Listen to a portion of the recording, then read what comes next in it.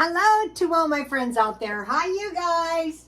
Well, I hope everyone is doing okay. So if you live in California, I hope you came through Hillary okay.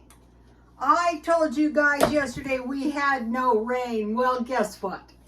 I discovered the hard way that was not so today. So I was out in my backyard torturing myself for another day. But first, let's go into, if I could buy only one meat, one vegetable, and one fruit, what would it be? Think before disaster or famine. So we want to think about this before. And so I mentioned to you guys that there was a possibility that the power could have gone out and I would have lost all the food in my freezer. So I'm going to be eating my freezer down, and I'm not going to be heavily investing in freezer food. We get our power outages in the summertime, and around September 1st is fire season. And after you've been through enough of them, you know when it's fire season. So I am going to be preparing. So what is the one meat not just one meat if I could only pick one, but one that is really good to pick if you don't have that much money and you don't want to run out of food, and it is bacon.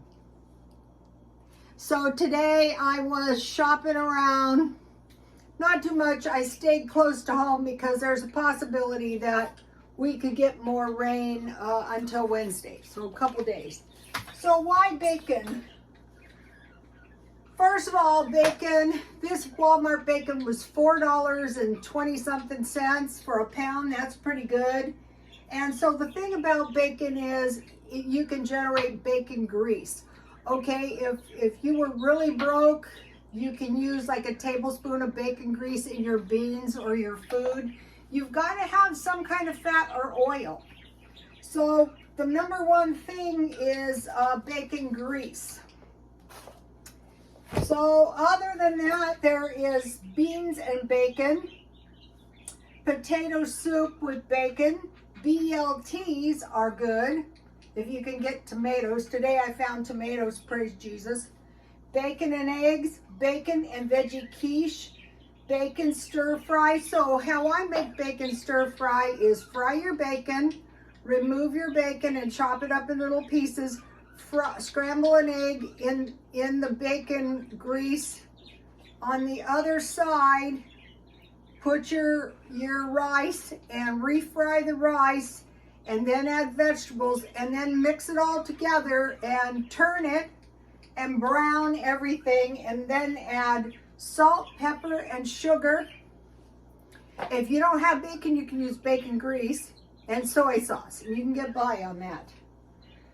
Okay, you can wrap hot dogs in bacon, bacon burgers. You can make awesome salads with bacon bits, bacon gravy, and biscuits. Bingo, that's what I like to eat. I make homemade bread, I make bacon and eggs and gravy, and baked potatoes or with gravy, bacon gravy, or twice baked potatoes with bacon and cheese. So the number one meat would be bacon, and then I stockpile chicken and hamburger. So that is the number one. And if you have another number one meat, can you leave it under comments? Hi, somebody from Australia. My son told me, Mom, somebody from Australia said hi. I go, what? Hi. If you guys wouldn't mind, could we know where you're from? Okay, today I have discovered a lunch that I eat for breakfast that I love. Grilled cheese, and what I do is I put a lot of mustard on the bread. I had this crazy package of sausages and cheese, and I used the cheese, and it made a great grilled cheese sandwich. So I put a lot of mustard, then the cheese, and I melted about a tablespoon and a half of butter, and I added a little garlic powder and stir that around, and then I grilled my sandwich, and I made a chocolate latte. So I had a little metal bowl. I put a cup of milk. I put the bowl in water, and I brought the milk to pretty much a boil. I melted chocolate that I got from Dollar Tree. This stuff's good.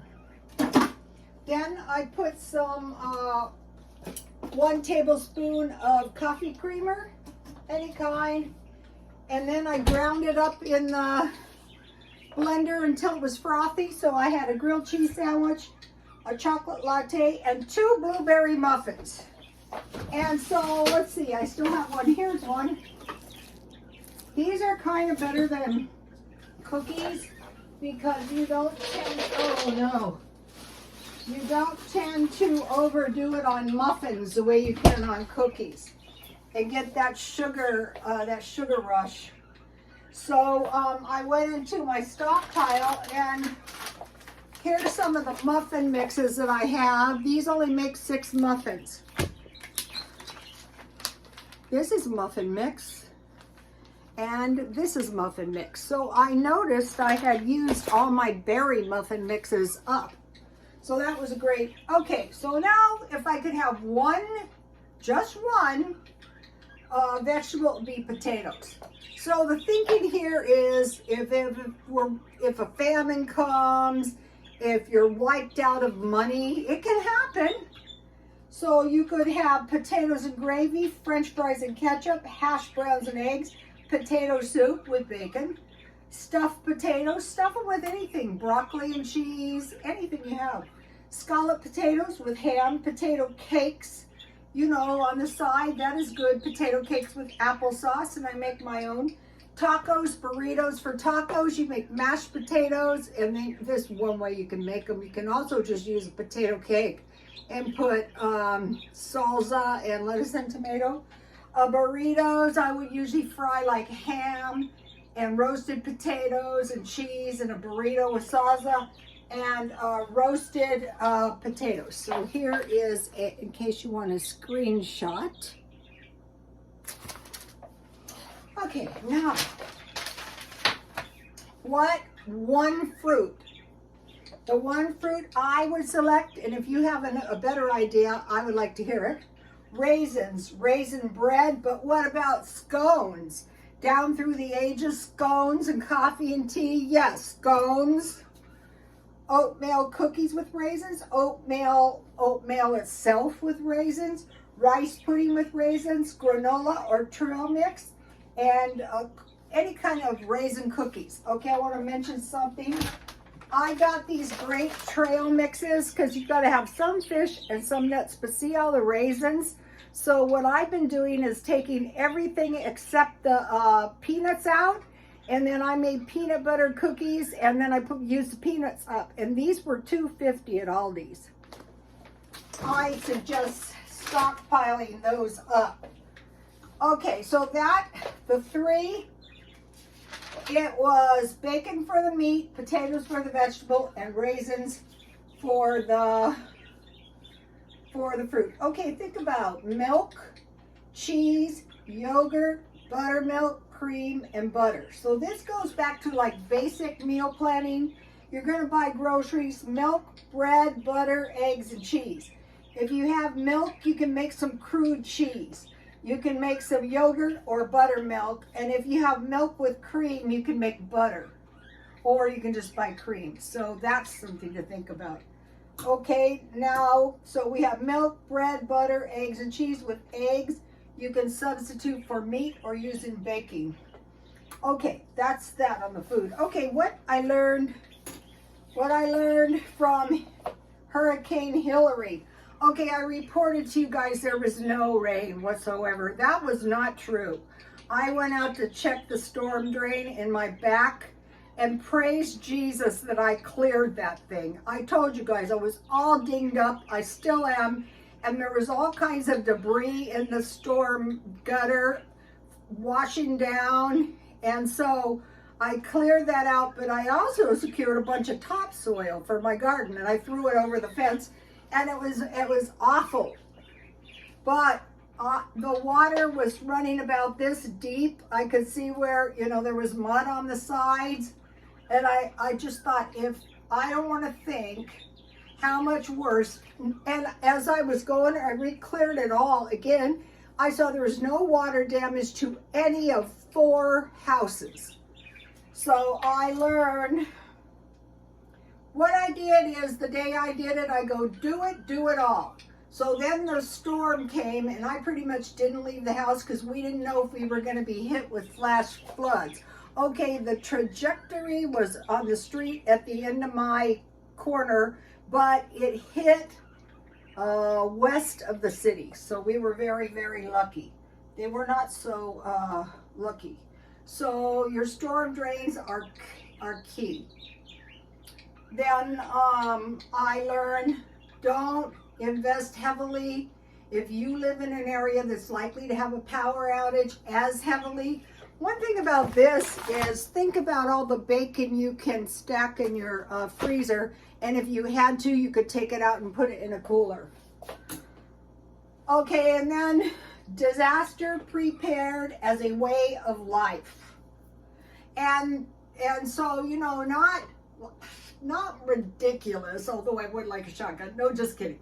So I did one smart thing, and I'm going, please, Jesus. And I put a plant, you know, wire over my grapevine, and I covered it with garbage bags, and I had bought these heavy-duty garbage bags, and I covered my mint and my tomato plants. And so when I went to get it out there, there was water about this deep that would have been pouring on my plants, and my garden survived. That was very unpleasant. And then I transported my sprouted plants to the front yard. Here we go.